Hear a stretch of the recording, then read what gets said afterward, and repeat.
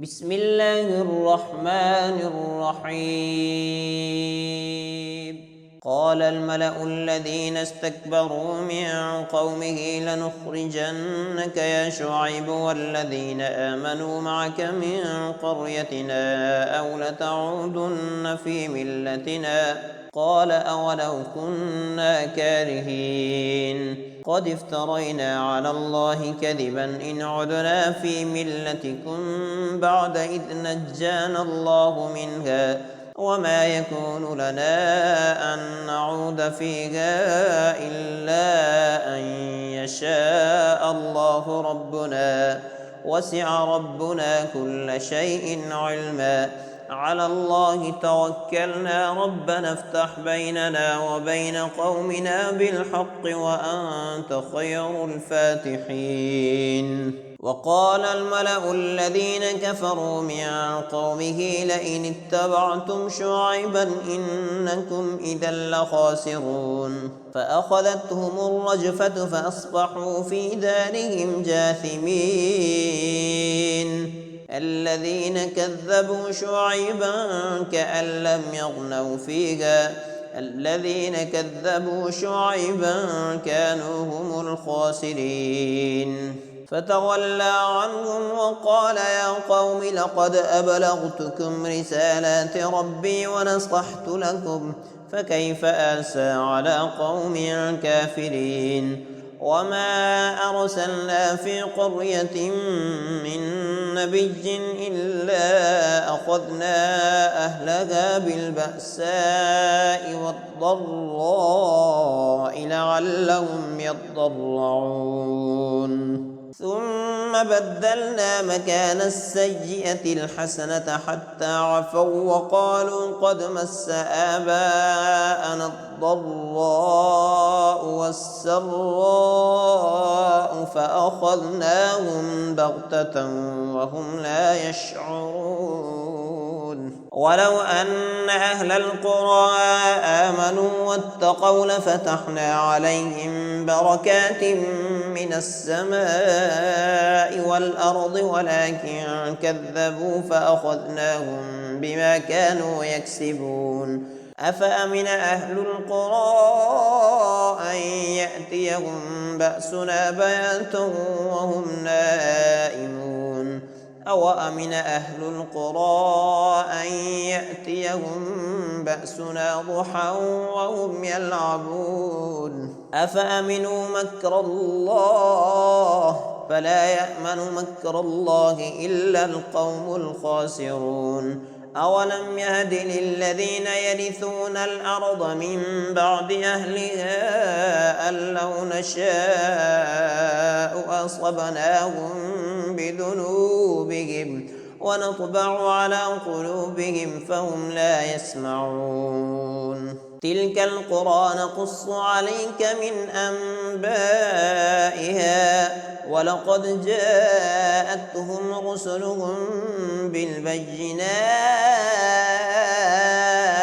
فما كانوا ليؤمنوا بما كذبوا من قبل كذلك يطبع الله على قلوب الكافرين. وما وجدنا لأكثرهم من عهد وإن وجدنا أكثرهم لفاسقين. ثم بعثنا من بعدهم موسى بآياتنا إلى فرعون وملئه فظلموا بها فانظر كيف كان عاقبة المفسدين. وقال موسى يا فرعون إني رسول من رب العالمين حقيق على ألا أقول على الله إلا الحق قد جئتكم ببينة من ربكم فأرسل معي بني إسرائيل. قال إن كنت جئت بآية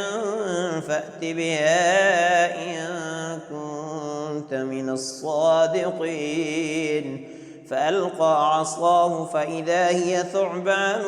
مبين ونزع يده فإذا هي بيضاء للناظرين الناظرين. قال الملأ من قوم فرعون إن هذا لساحر عليم يريد أن يخرجكم من أرضكم فماذا تأمرون؟ قالوا أرجه وأخاه وأرسل في المدائن حاشرين يأتوك بكل ساحر عليم. وجاء السحرة فرعون قالوا إن لنا لأجرا إن كنا نحن الغالبين. قال نعم وإنكم لمن المقربين. قالوا يا موسى إما أن تلقي وإما أن نكون نحن الملقين. قال ألقوا فلما ألقوا سحروا أعين الناس واسترهبوهم وجاءوا بسحر عظيم. وأوحينا إلى موسى أن ألق عصاك فإذا هي تلقف ما يأفكون فوقع الحق وبطل ما كانوا يعملون فغلبوا هنالك وانقلبوا صاغرين وألقي السحرة ساجدين قالوا آمنا برب العالمين رب موسى وهارون. قال فرعون آمنتم به قبل أن آذن لكم إن هذا لمكر مكرتموه في المدينة لتخرجوا منها أهلها فسوف تعلمون. لأقطعن أيديكم وأرجلكم من خلاف ثم لأصلبنكم أجمعين. قالوا إنا إلى ربنا منقلبون. وما تنقم منا إلا أن آمنا بآيات ربنا لما جاءتنا ربنا أفرغ علينا صبرا وتوفنا مسلمين. وقال الملأ من قوم فرعون أتذر موسى وقومه ليفسدوا في الأرض ويذرك وآلهتك قال سنقتل أبناءهم ونستحيي نساءهم وإنا فوقهم قاهرون. قال موسى لقومه استعينوا بالله واصبروا إن الأرض لله يورثها من يشاء من عباده والعاقبة للمتقين. قالوا أوذينا من قبل أن تأتينا ومن بعد ما جئتنا قال عسى ربكم أن يهلك عدوكم ويستخلفكم في الأرض فينظر كيف تعملون. ولقد أخذنا آل فرعون بالسنين ونقص من الثمرات لعلهم يذكرون. فإذا جاءتهم الحسنة قالوا لنا هذه وإن تصبهم سيئة يطيروا بموسى ومن معه ألا إنما طائرهم عند الله ولكن أكثرهم لا يعلمون. وقالوا مهما تأتنا به من آية لتسحرنا بها فما نحن لك بمؤمنين. فأرسلنا عليهم الطوفان والجراد والقمل والضفادع والدم آيات مفصلات فاستكبروا وكانوا قوما مجرمين. ولما وقع عليهم الرجز قالوا يا موسى ادع لنا ربك بما عهد عندك لئن كشفت عنا الرجز لنؤمنن لك ولنرسلن معك بني إسرائيل. فلما كشفنا عنهم الرجز إلى أجل هم بالغوه إذا هم ينكثون. فانتقمنا منهم فأغرقناهم في اليم بأنهم كذبوا بآياتنا وكانوا عنها غافلين وأورثنا القوم الذين كانوا يستضعفون مشارق الأرض ومغاربها التي باركنا فيها وتمت كلمة ربك الحسنى على بني إسرائيل بما صبروا ودمرنا ما كان يصنع فرعون وقومه وما كانوا يعرشون وجاوزنا ببني إسرائيل البحر فأتوا على قوم يعكفون على أصنام لهم قالوا يا موسى اجعل لنا إلها كما لهم آلهة قال إنكم قوم تجهلون إن هؤلاء متبر ما هم فيه وباطل ما كانوا يعملون قال أغير الله أبغيكم إلها وهو فضلكم على العالمين وإذ أنجيناكم من آل فرعون يسومونكم سوء العذاب يقتلون أبناءكم ويستحيون نساءكم وفي ذلكم بلاء من ربكم عظيم وواعدنا موسى 30 ليلة وأتممناها ب10 فتم ميقات ربه 40 ليلة وقال موسى لأخيه هارون اخلفني في قومي وأصلح ولا تتبع سبيل المفسدين ولما جاء موسى لميقاتنا وكلمه ربه قال رب أرني أنظر إليك قال لن تراني ولكن انظر إلى الجبل فإن استقر مكانه فسوف تراني فلما تجلى ربه للجبل جعله دكا وخر موسى صعقا فلما أفاق قال سبحانك تبت إليك وأنا أول المؤمنين قال يا موسى إني اصطفيتك على الناس برسالاتي وبكلامي فخذ ما آتيتك وكن من الشاكرين وكتبنا له في الألواح من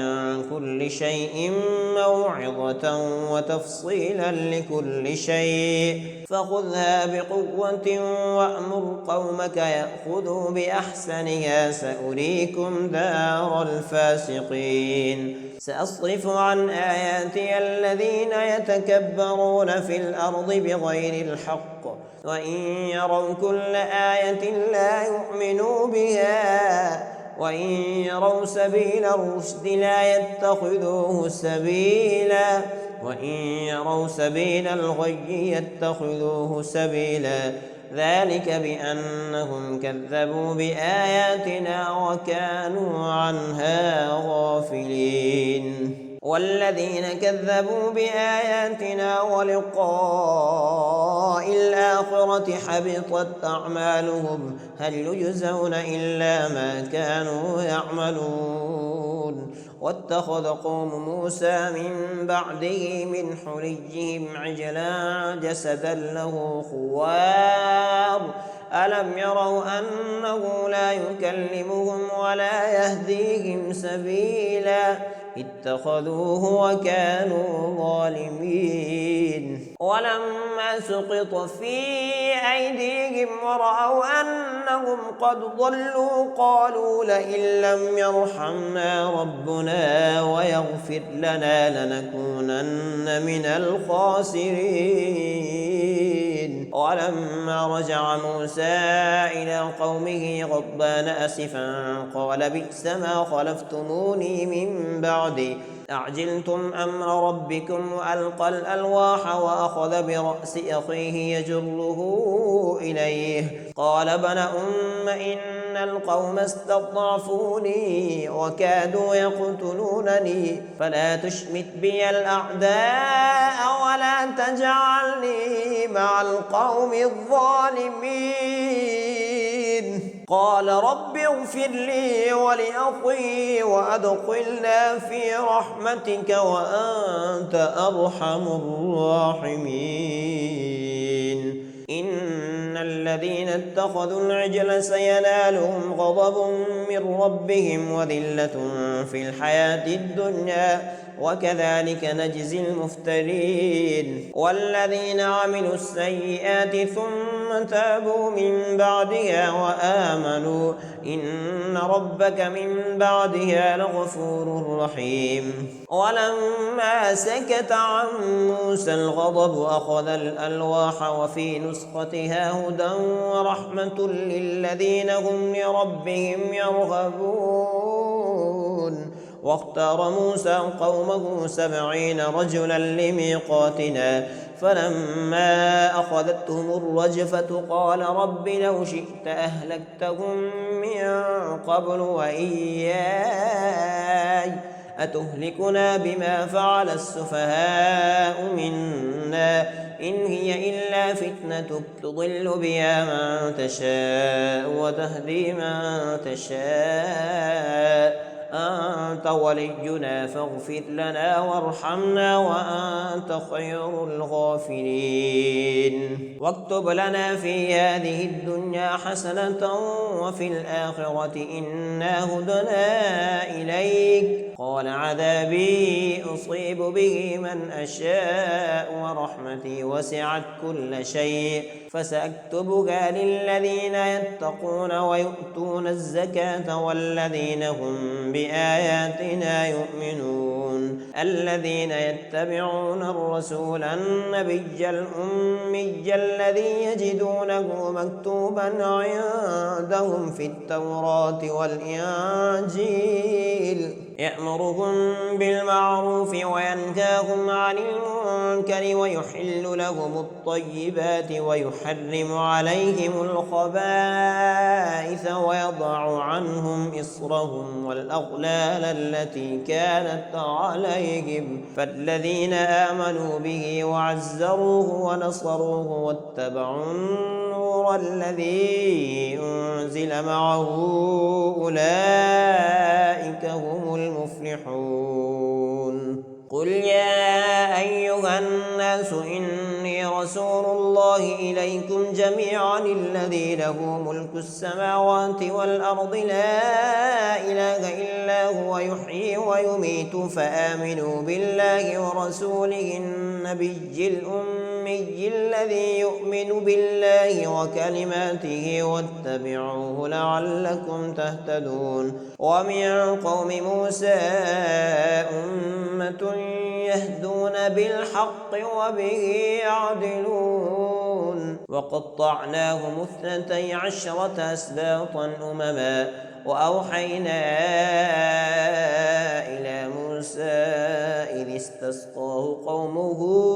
أن اضرب بعصاك الحجر فانبجست منه 12 عينا قد علم كل أناس مشربهم وظللنا عليهم الغمام وأنزلنا عليهم المن والسلوى كلوا من طيبات ما رزقناكم وما ظلمونا ولكن كانوا أنفسهم يظلمون وإذ قيل لهم اسكنوا هذه القرية وكلوا منها حيث شئتم وقولوا حطة وادخلوا الباب سجدا نغفر لكم خطيئاتكم سنزيد المحسنين فبدل الذين ظلموا منهم قولا غير الذي قيل لهم فأرسلنا عليهم رجزا من السماء بما كانوا يظلمون واسألهم عن القرية التي كانت حاضرة البحر إذ يعدون في السبت إذ تأتيهم حيتانهم يوم سبتهم شرعا ويوم لا يسبتون لا تأتيهم كذلك نبلوهم بما كانوا يفسقون وإذ قالت أمة منهم لم تعظون قوما الله مهلكهم أو معذبهم عذابا شديدا قالوا معذرة إلى ربكم ولعلهم يتقون فلما نسوا ما ذكروا به أنجينا الذين ينهون عن السوء وأخذنا الذين ظلموا بعذاب بئيس بما كانوا يفسقون فلما عتوا عما نهوا عنه قلنا لهم كونوا قردة خاسئين وإذ تأذن ربك ليبعثن عليهم إلى يوم القيامة من يسومهم سوء العذاب إن ربك لسريع العقاب وإنه لغفور رحيم وقطعناهم في الأرض أمما منهم الصالحون ومنهم دون ذلك وبلوناهم بالحسنات والسيئات لعلهم يرجعون فخلف من بعدهم خلف ورثوا الكتاب يأخذون عرض هذا الأدنى ويقولون سيغفر لنا وإن يأتهم عرض مثله يأخذوه ألم يؤخذ عليهم ميثاق الكتاب ألا يقولوا على الله إلا الحق ودرسوا ما فيه والدار الآخرة خير للذين يتقون أفلا تعقلون والذين يمسكون بالكتاب وأقاموا الصلاة إنا لا نضيع أجر المصلحين وإذ نتقنا الجبل فوقهم كأنه ظلة وظنوا أنه واقع بهم خذوا ما آتيناكم بقوة واذكروا ما فيه لعلكم تتقون وإذ أخذ ربك من بني آدم من ظهورهم ذريتهم وأشهدهم على أنفسهم ألست بربكم قالوا بلى شهدنا أن تقولوا يوم القيامة إنا كنا عن هذا غافلين أو تقولوا إنما أشرك آباؤنا من قبل وكنا ذرية من بعدهم أفتهلكنا بما فعل المبطلون وكذلك نفصل الآيات ولعلهم يرجعون واتل عليهم نبأ الذي آتيناه آياتنا فانسلخ منها فأتبعه الشيطان فكان من الغاوين ولو شئنا لرفعناه بها ولكنه أخلد إلى الأرض واتبع هواه فمثله كمثل الكلب إن تحمل عليه يلهث أو تتركه يلهث ذلك مثل القوم الذين كذبوا بآياتنا فاقصص القصص لعلهم يتفكرون ساء مثلا القوم الذين كذبوا بآياتنا وأنفسهم كانوا يظلمون من يهد الله فهو المهتدي ومن يضلل فأولئك هم الخاسرون ولقد ذرأنا لجهنم كثيرا من الجن والإنس لهم قلوب لا يفقهون بها ولهم أعين لا يبصرون بها ولهم آذان لا يسمعون بها أولئك كالأنعام بل هم أضل أولئك هم الغافلون ولله الأسماء الحسنى فادعوه بها وذروا الذين يلحدون في أسمائه سيجزون ما كانوا يعملون وممن خلقنا أمة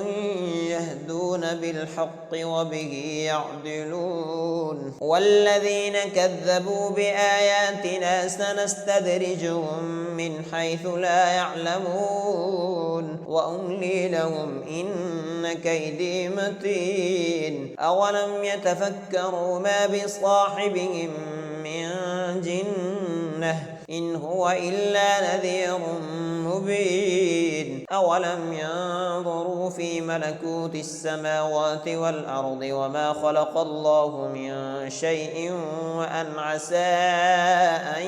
يكون قد اقترب أجلهم فبأي حديث بعده يؤمنون من يضلل الله فلا هادي له ويذرهم في طغيانهم يعمهون يسألونك عن الساعة أيان مرساها قل إنما علمها عند ربي لا يجليها لوقتها إلا هو ثقلت في السماوات والأرض لا تأتيكم إلا بغتة يسألونك كأنك حفي عنها قل إنما علمها عند الله ولكن أكثر الناس لا يعلمون قل لا أملك لنفسي نفعا ولا ضرا إلا ما شاء الله ولو كنت أعلم الغيب لاستكثرت من الخير وما مسني السوء إن أنا إلا نذير وبشير لقوم يؤمنون هو الذي خلقكم من نفس واحدة وجعل منها زوجها ليسكن إليها فلما تغشاها حملت حملا خفيفا فمرت به فلما أثقلت دعوا الله ربهما لئن آتيتنا صالحا لنكونن من الشاكرين فلما آتاهما صالحا جعلا له شركاء فيما آتاهما فتعالى الله عما يشركون أيشركون ما لا يخلق شيئا وهم يخلقون ولا يستطيعون لهم نصرا ولا أنفسهم ينصرون وإن تدعوهم إلى الهدى لا يتبعوكم سواء عليكم أدعوتموهم أم أنتم صامتون إن الذين تدعون من دون الله عباد أمثالكم فادعوهم فليستجيبوا لكم إن كنتم صادقين ألهم أرجل يمشون بها أم لهم أيدي يبطشون بها أم لهم أعين يبصرون بها أم لهم آذان يسمعون بها قل ادعوا شركاءكم ثم كيدون فلا تنظرون إن وليي الله الذي نزل الكتاب وهو يتولى الصالحين والذين تدعون من دونه لا يستطيعون نصركم ولا أنفسهم ينصرون وإن تدعوهم إلى الهدى لا يسمعوا وتراهم ينظرون إليك وهم لا يبصرون خذ العفو وأمر بالعرف وأعرض عن الجاهلين وإما ينزغنك من الشيطان نزغ فاستعذ بالله إنه سميع عليم إن الذين اتقوا إذا مسهم طائف من الشيطان تذكروا فإذا هم مبصرون وإخوانهم يمدونهم في الغي ثم لا يقصرون وإذا لم تأتهم بآية قالوا لولا اجتبيتها قل إنما أتبع ما يوحى إلي من ربي هذا بصائر من ربكم وهدى ورحمة لقوم يؤمنون وإذا قرئ القرآن فاستمعوا له وأنصتوا لعلكم ترحمون واذكر ربك في نفسك تضرعا وخيفة ودون الجهل من القول بالغدو والآصال ولا تكن من الغافلين إن الذين عند ربك لا يستكبرون عن عبادته ويسبحونه وله يسجدون بسم الله الرحمن الرحيم يسألونك عن الأنفال قل الأنفال لله والرسول فاتقوا الله وأصلحوا ذات بينكم وأطيعوا الله ورسوله إن كنتم مؤمنين إنما المؤمنون الذين إذا ذكر الله وجلت قلوبهم وإذا تليت عليهم آياته زادتهم إيمانا وعلى ربهم يتوكلون الذين يقيمون الصلاة ومما رزقناهم ينفقون أولئك هم المؤمنون حقا لهم درجات عند ربهم ومغفرة ورزق كريم كما أخرجك ربك من بيتك بالحق وإن فريقا من المؤمنين لكارهون يجادلونك في الحق بعدما تبين كأنما يساقون إلى الموت وهم ينظرون وإذ يعدكم الله إحدى الطائفتين أنها لكم وتودون أن غير ذات الشوكة تكون لكم ويريد الله أن يحق الحق بكلماته ويقطع دابر الكافرين ليحق الحق ويبطل الباطل ولو كره المجرمون إذ تستغيثون ربكم فاستجاب لكم أني ممدكم ب1000 من الملائكة مردفين وما جعله الله إلا بشرى ولتطمئن به قلوبكم وما النصر إلا من عند الله إن الله عزيز حكيم إذ يغشيكم النعاس أمنة منه وينزل عليكم من السماء ماء ليطهركم به ويذهب عنكم رجز الشيطان وليربط على قلوبكم ويثبت به الأقدام إذ يوحي ربك إلى الملائكة أني معكم فثبتوا الذين آمنوا سألقي في قلوب الذين كفروا الرعب فاضربوا فوق الأعناق واضربوا منهم كل بنان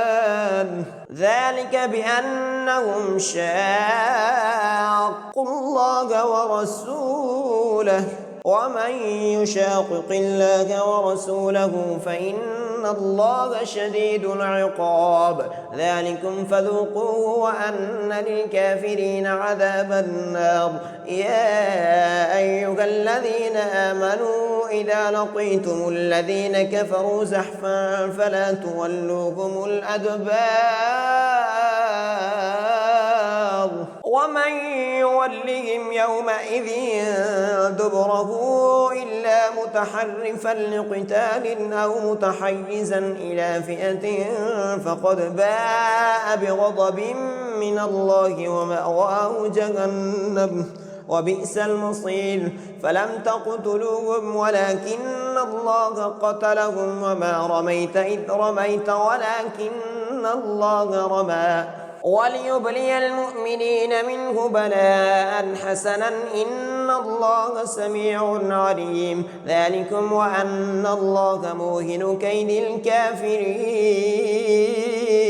إن تستفتحوا فقد جاءكم الفتح وإن تنتهوا فهو خير لكم وإن تعودوا نعد ولن تغني عنكم فئتكم شيئا ولو كثرت وأن الله مع المؤمنين. يا أيها الذين آمنوا أطيعوا الله ورسوله ولا تولوا عنه وأنتم تسمعون ولا تكونوا كالذين قالوا سمعنا وهم لا يسمعون. إن شر الدواب عند الله الصم البكم الذين لا يعقلون. ولو علم الله فيهم خيرا لأسمعهم ولو أسمعهم لتولوا وهم معرضون. يا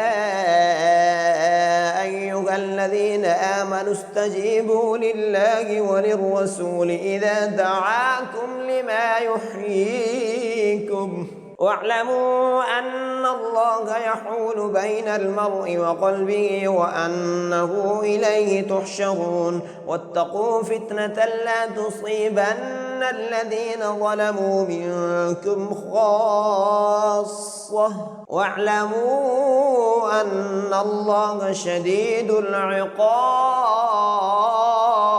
واذكروا إذ أنتم قليل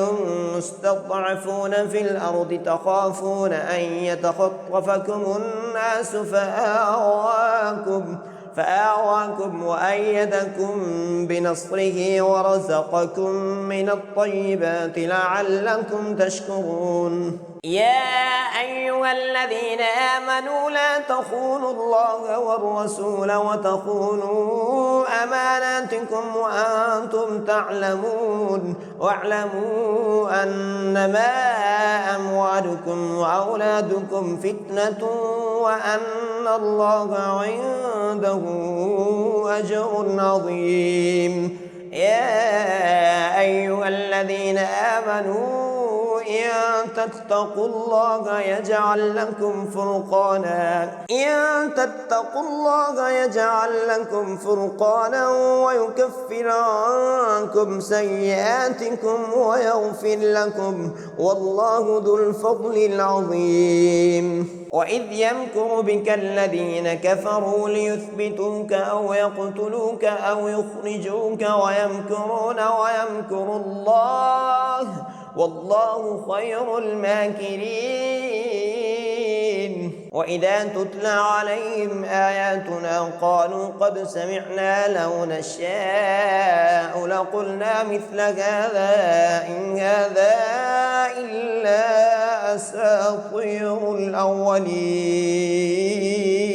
وإذ قالوا اللهم إن كان هذا هو الحق من عندك فأمطر علينا حجارة من السماء أو ائتنا بعذاب أليم. وما كان الله ليعذبهم وأنت فيهم وما كان الله معذبهم وهم يستغفرون. وما لهم ألا يعذبهم الله وهم يصدون عن المسجد الحرام وما كانوا أولياءه إن أولياءه